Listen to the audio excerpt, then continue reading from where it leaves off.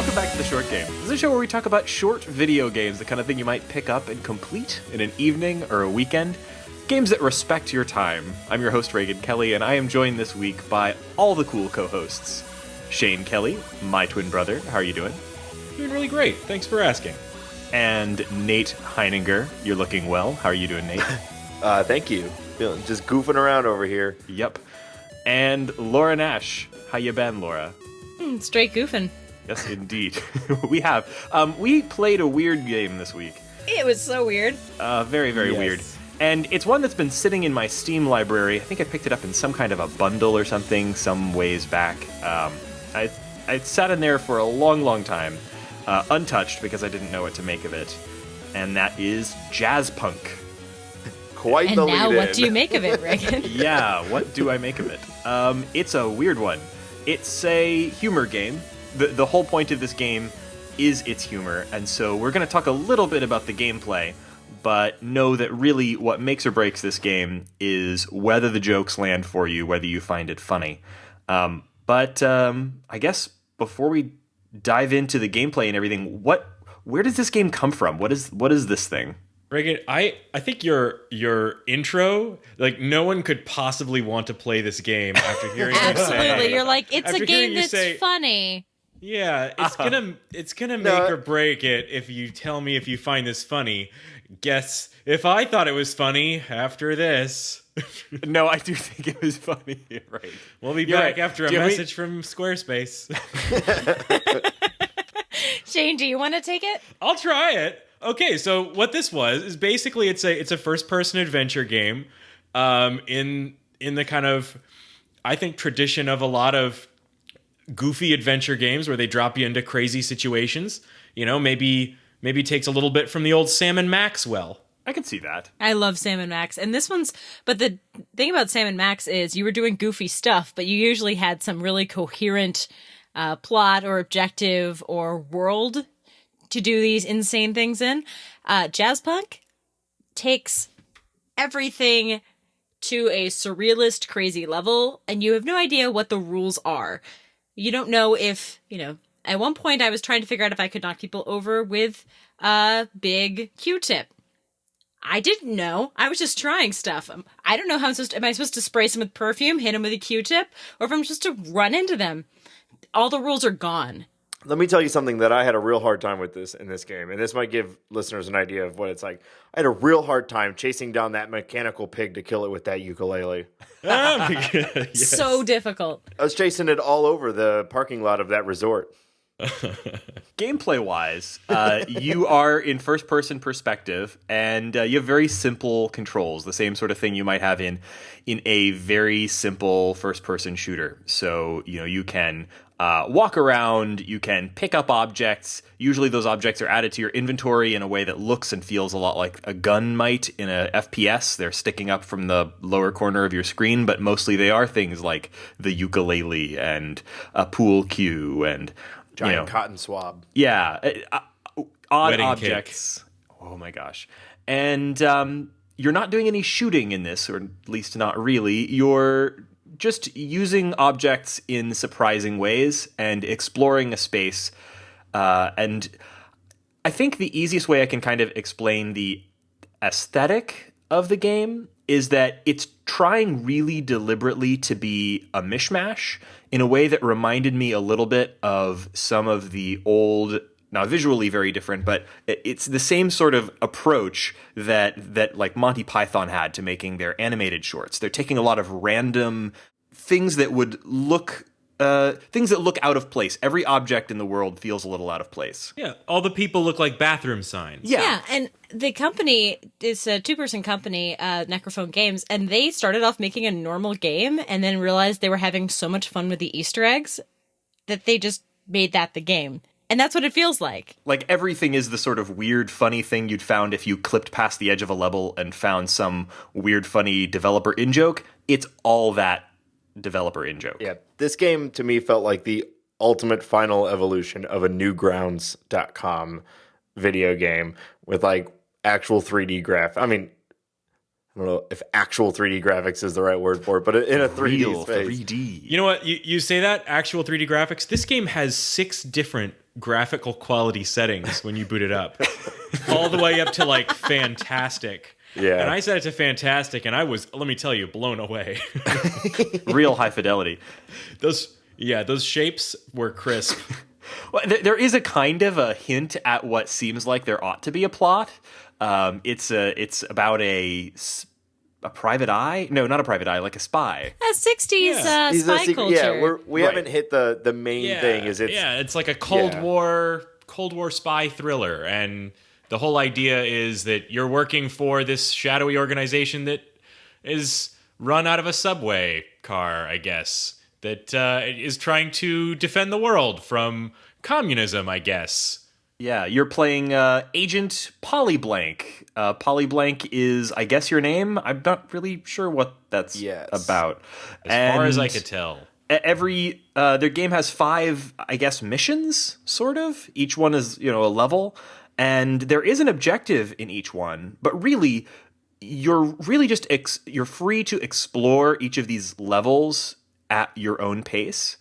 And the objective is not the objective. Like, you're given an objective to complete, like tail someone or get the case or break in and steal this cartridge full of top secret Russian information. Like, they're high, concept spy movie like goals, but they're just like they ultimately have no real point in the game. Like, you're told to infiltrate the embassy and withdraw like top secret information, and it's like the easiest thing to do. You could, I think, if you wanted to, you could run in and complete that mission in like 3 minutes. But ideally, you spend the whole time talking to everyone, finding all the little jokes, really exploring the world. In a sense, and I'm going to make a real stretch here, in a sense, it's a bit like things like Gone Home, where you're exploring a space and discovering objects, and you're going to pick them up and look at them and try to make inferences about the people that live there and why these objects are in these places. Only here, none of it makes any sense at all, and it's all just the developers trying to have a laugh. And actually, the game is really funny. Like, my prevaricating at the it's beginning, kicking in again. Your snark.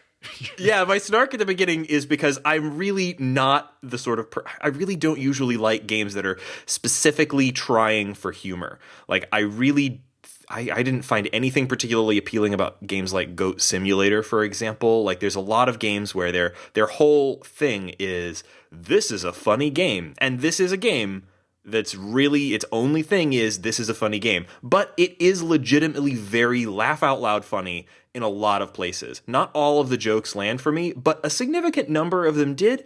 More than I expected, actually. There were some parts that I didn't think were great, but overall, on balance, this is a really funny game. We should also say this game is 2 hours long. So it is a shotgun humor style, like it's just rapid fire jokes. Yeah, and it really depends on how much exploration you do. I know there's jokes and little mini games and things that I didn't find.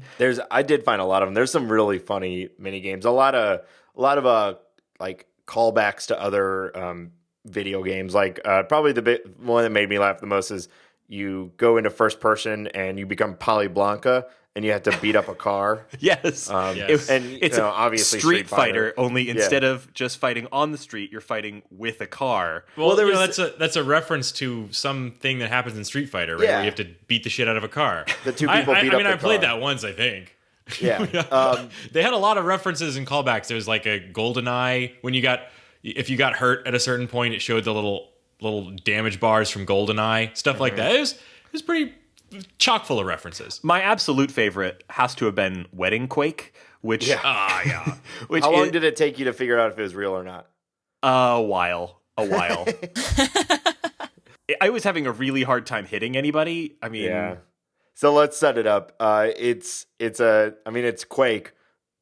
First person. It makes you feel like you're playing online with other people, and it's all wedding themed. So you're running around and picking up bottles of champagne and shooting them at other people, like popping the top to shoot them at other people. And it even has in the top left corner like a chat bar, and it's people like LOL noob or like, oh, he's a hacker, and it's all kind of spaced out. So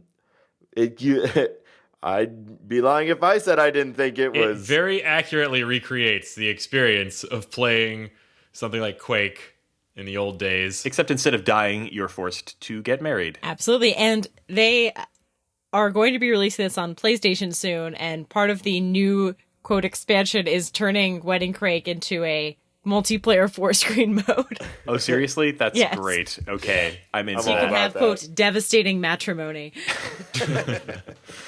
Yeah, I should mention that I actually saw this at part of the reason this was back on my radar, even though it came out in 2014, I think. Early and was- 2014, Yeah, and was just February. like sitting at the bottom of my list on my Steam library, was that the developers were... It's alphabetical order on Steam. Don't lie to the people. You're right. Okay. It was sitting psychologically at the bottom. The developers were at PlayStation Experience when I was there and showing off their PlayStation version, which played just fine. And they were very charming and friendly in person. There wasn't really anybody standing around their booth at the time. And so I kind of went over because I was like, oh, I've heard of that game. And these guys look like lonely. You pity? Are you going to sit here on this podcast? Oh my and God, Reagan, say you've you- shat all over this game. Now you're going to shit on them too? I'm sure it was just the wrong moment. It was just the wrong moment. You pity because played Because Jazzpunk. once I played it a little bit after that, a line formed and people were really. Oh, so because of you, Oh, So yeah, you're the yeah. influencer, Reagan. I am. No, okay, now I see like a huge jackass, but it really was like that's just how it happened to go down.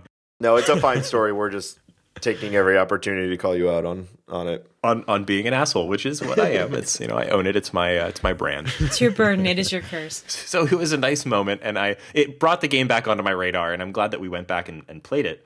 We don't want to spoil the jokes. Like, this is a game that's all about its jokes, and we don't want to spend an hour talking about this 2-hour game and spoil every joke in it. But maybe it would be kind of fun to mention a joke or two from each of the levels, or a funny bit or thing that we noticed that we liked from some of the levels. It's so rapid fire and disconnected. I don't want to say it's Family Guy because it's not, but it does kind of feel like that, where they're just like, here's 100 different jokes at different angles that you're not going to expect, and 80% of them won't be funny to you, but 20% of them will be really funny to you. Yeah, and they really run the gamut. From the just broad comedic humor, I remember I just died laughing when you're in a hotel in one of the levels and you open the door and there's a concierge standing just outside the door, and the door smacks him and he goes absolutely flying off the 3rd floor window or balcony. And I don't know why, but that was just really funnily animated. There's a lot of good slapstick in this game. Oh, my favorite moment was like right at the start. You're trying to infiltrate the embassy, right? And I'm like, oh, well, there looks like this place is full of crazy Easter eggs. What if I go this way? So I just, instead of going straight ahead to the embassy, went off to the side. Oh, people are getting in line. They're going to a movie. Oh, so I go in that movie. It's a new thing. It's a what thing? It's a swing thing. Did you guys find this? No, I didn't did. find that. Oh my God. It's an everybody's gotta have one thing. It's a swing thing. It's the new thing. It was like you had to sit in this theater and watch this like incredibly horrible like old toy ad for this thing that kids have strapped to their heads that like it's like a skip it that straps to your head. I totally missed on that. I ran all over the place. Oh my God. And you sit there and like you can't get up right away. You have to No, watch you this can't. thing a It few keeps you times. there. And you start like I'm clicking to get up and like nothing's happening. And like you pull out a cigar and you light it and you're smoking and people are turning around and like, what are you doing here? And you finally get out of the theater and they're like, oh, you can't, you already paid to get in, sir. It was amazing. There's a lot of more subtle little stuff too. Every single character has at least a line or two of amusing dialogue or a little caption on them. Even most of the objects have little captions. I took a few screenshots of them, and one that was just sort of quietly funny and also just made me die laughing for a while was that there's a bunch of potted plants in the lobby in the embassy, and if you look at one of them, it just shows some text that says, "I'm a political prisoner." Yes. I also liked the you go all the way in a corner on that same level and you just go to a side alley and a guy just turns around and goes, did you steal my laptop? Like, That's what's all just he says. little jokes like that aren't really necessarily, knee slappers, but just in aggregate, there's just a joke every 5 seconds in this. Yes. So it does find a way to make you laugh, even if you're like me, awful and Dead inside. dead inside, Yeah. a garbage person who never laughs. They also, there's some funny, like, almost cameos, I guess, where the one that, like, sticks out the most to me is, like, the clearly Hunter S. Thompson. And He's everywhere. And his partner in Fear and Loathing, Dr. Gonzo. Like, those guys are both in the resort, and whenever you talk to the Hunter S. Thompson character, it just like starts gibbering, and everybody has captions, but his just says nonsense like half the time he's talking, and he always has a cigarette on one of those little extenders in his mouth. It's like funny. Have you seen my mouth? Because the characters don't have mouths. They basically look like they're wooden blocks. At best, they're like a weeble wobble. Yeah, they're like indie cake toppers. Each level is pretty distinct, and they don't just have their own weird settings. They also have their own weird objectives and everything. But there is one level that stands out as particularly weird and out of place, and I kind of wonder about it. The Wetworks level. Oh, yeah. At some point, you kind of escape the game, seemingly. It reminded me of the Stanley Parable a little bit in the way that it kind of like nods at its own gaminess and starts getting odder and stranger. I don't know what was going on in the Wetworks. What was the Wetworks all about? I think they were trying to. Part of me thinks that they were trying to like snag onto like the Portal style like jokes. Like everything in there was like a computer joke. Like, let me use the word a light bulb with pants down. It says unzip or zip me up. Like everything is like computer jokes over and over. And Yeah, over. that lot of tech puns, a lot of sort of visual. Tech puns is a better way to put it than computer jokes. Thank you. My favorite was that there's a point in there where you hit a button, and then it shows what looks exactly like the kernel. Now, I'm on a Mac version when I played this. It'll probably be similar but different for the PC version. But you hit this button and it shows something that looks exactly like the Mac OS X kernel panic screen, the screen you get if your computer is totally hosed, the equivalent of the blue screen of death. And but then you realize that it doesn't read your computer has stopped due to a problem. It reads, your computer has stopped working and needs a smack. Apply your hand firmly against the side of the machine to let the graphics processor know you mean business. And so then I realized I could actually back away from this, and it's actually a weird little character holding the kernel panic screen by Like on a stick. on a stick with a line on it, like a fishing rod in front of your view. There's a lot of weird little moments in that particular level didn't really fit with the rest of the game. So I kind of wonder why they went off in that direction, because it actually goes right back to being a spy noir like thing after that. It doesn't stay off in this weird sort of we're inside a computer kind of realm for the rest of the game. Yeah, it felt just like it was an in-between thing. Like you're just passing through a little joke tunnel, and That's good alternate title. It's interesting that you bring up kind of the in-between spaces of the game, because it actually had a lot of really cool ones. As you come out of the first level in the Soviet embassy, it takes you, I think, to like sit by a lake and feed koi fish. Oh, right. Out of a bag for a moment. And like some of the best physics in the game are the little pieces of bread bouncing on the surface of the water, and the fish like swarm to eat them. I thought it was done very nicely, and it wasn't a joke. It was just a moment of peace. And it happens again later when you're in between two levels and you go to like a Asian temple. Yeah, it's lovely. You get to light incense and kneel and do a gong, but if you can rush through it, you could just, I'm sure you could just throw those, pieces of bread to the fish, or you could just, go through the steps real fast, or you could kind of look around. I mean, they They let you. You don't use the environment any other time. You just get to sit in this really lovely crafted environment and then move on. Which does make me wish, like, I think there's a way they could have done this with this amount of jokes and still some sort of like meaningful gameplay. Like it was fun to be this super wacky, secret agent, and it does like at pretty much as the game goes on, it falls apart more and more, like who you are, what you're doing, and why you're doing it. And I think that was intentional. Like, I think that was a choice for sure. But part of me wishes that they would have actually kept it a lot tighter and kept this kind of like mission format and let me try to kind of accomplish something. And it does kind of have a climax to a degree with like the final mission. But I don't know, the whole middle part felt really, really disconnected from the first mission and the last mission.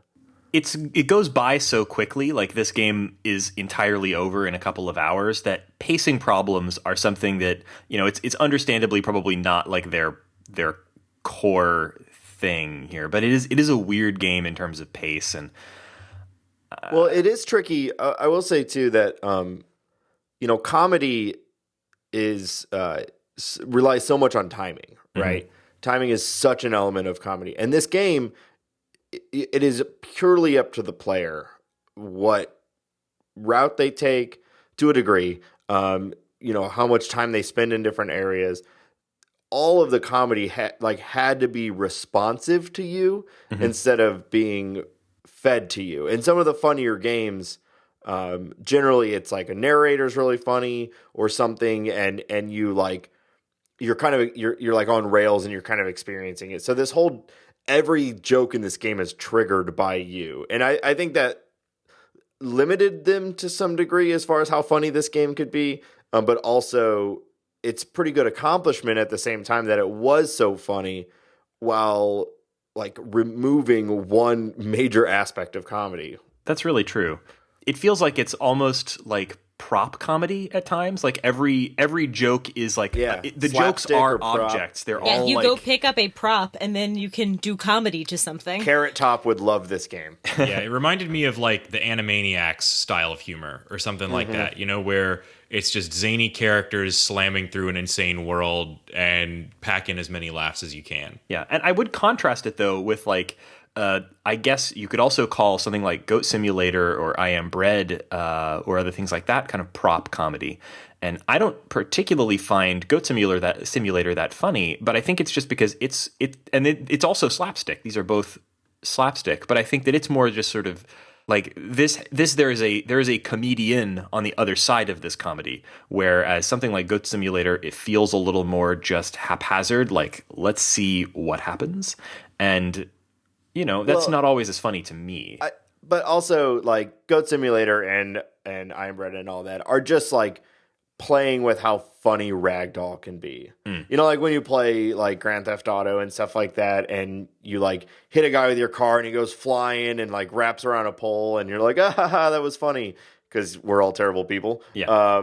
Like, those games just take that, and they're like, what if just being floppy this whole game is fun, and it can be a lot of fun. I played some Goat Simulator, and it is so stupid that it's funny. It can be. I believe you've opened Goat Simulator during recordings of this podcast. If you go back, I forget which episode. It was way back. Yeah, I opened and couldn't get out of it. It was Goat Simulator MMO, which was actually pretty funny. But those aren't jokes. That's a funny situation. I Am Bread has some jokes, but it's not. It's just like, look how silly this situation is. Look how silly this thing is that's happening on your screen. Like, this game has like setups and punchlines and things. It's more the equivalent of like a bunch of one-liners. Mm-hmm. It's like Rodney Dangerfield, like the game. That may be giving it a little too much credit. I don't know. It depends on your opinion on Rodney Dangerfield. Airplane. Yeah. Airplane is not a bad comparison. It's most of it's stupid, but when it hits really well. Yeah. So it's out on Steam, but it's also coming to the PlayStation 4, which is partly why we wanted to cover it now. I don't actually think there's a specific date for that yet, but it's pretty clear that that's coming soon, very soon, I believe. They've been tweeting about it a lot and everything. So I wouldn't be surprised even if we see a release date for that in the next couple of weeks or so. It seemed at PlayStation Experience like it was all but done. But then again, I don't know. I'm probably seeing some tiny slice of the thing. One thing I don't think we've mentioned yet, too, is that this was published by Adult Swim, which makes a lot of sense. Yeah, they have a particular, I guess, aesthetic. There it is again. They have a particular aesthetic. Right. I don't hate them. He said. He doth protest too much. No, like they are the right publisher for this game. They probably put this in front of the right audience. And actually, if you see the ads that they did for this game, they're hysterical. They did some live action commercials for this game that I guess aired on Adult Swim or something. And they're on YouTube. I'll try and put a link in the show notes. And they are unsettling but really funny. Yeah, I watched one, and I also got super tricked by it because I fired up the game. I was like, okay, not at all like that trailer. Like, I didn't look at any screen grabs or anything of this game. All I watched was that trailer and then started playing the game. It is not live action. No, it is not. So overall, I would totally recommend this game. It's $15 on Steam. It'll probably be about the same on the PlayStation 4. With the possibility of multiplayer Wedding Quake, maybe I will give it another shot. But I would say if you catch this on sale, it's a definite fun way to spend a couple of hours. If you catch this on sale, go for it. And even if not, major regret I didn't play this drunk. Like, seriously, 2 a.m. drunk, like, I would be laughing. I mean, I think it'd be a good with group other game. people in the room. Oh, yeah. Playing it alone seemed weird. Yeah, I think it would have been a lot more fun kind of playing through it with a friend. It's a shame that it's not multiplayer. But then again, how do you do this multiplayer? I think Adult Swim's entire genre is like they target stoners, so you should probably be high. Yeah, I guess so. If you're 16 and super high, go play Jazzpunk. You know, it's such a shame that I didn't play this game when I was 16. Now, if you're 16, you're not going to get these jokes. I don't disagree. Not the references about like GoldenEye. But you'll still think it's weird. Hashtag 90s kid. Channel your inner 16-year-old. 16-year-old Reagan would have thought this was the funniest thing he had ever seen in his entire life. 6-year-old you're gonna be like yelling at me to play Jazzpunk. Yeah. So, Reagan, next week we're playing a game that I know you've already finished and I'm still working on. I just got started with Assault Android Cactus, which was going to be the game that... It was one of the 3 games that was in that little PS4 voting thing that they had last month, where they asked people to vote on what games are free on PS Plus. All of you failed me, and you didn't vote for Assault Android Cactus, and instead voted for Broforce. I mean, Broforce is probably pretty good. I haven't really given it much of a try yet, but Assault Android Cactus is awesome. I picked it up the day that it came out, and I intended to give it a quick try, intended to sit down with it for 15 minutes just to check it out. And I ended up playing for 3 hours straight. It's a top-down shooter. It's a sort of 3D, but very bullet hell-y top-down shooter. And it's a lot of fun. It's like really simple and pure and a really fun top-down shooter if you like that sort of thing. And it has local multiplayer. So if you have a friend to play with, definitely give it a try. So we're looking forward to talking about that next week. Warning, it's a little bit anime. Are we giving anime trigger warnings now? Yeah, I think maybe we Who should. are you warning that against? He's warning me because I usually don't play that kind of stuff. Yeah. Well, wait, how many people can you date in it, Reagan? Is there a dating sim built into No, this? there's none. there's no dating sim. It's just the visual style. It's a top-down shooter. It's like I don't think I'm dual-stick gonna. shooter. I don't think I'm gonna embarrass myself the way that I did when we talked about Freedom Planet. But it is a game with a large cast of very colorful anime-inspired characters. Or the games where you date all the maids in your mansion. What was that the game that you told me about? Listen, I'm going back and deleting whatever episode I mentioned that on because I am tired of hearing about it. It's such a deep mine.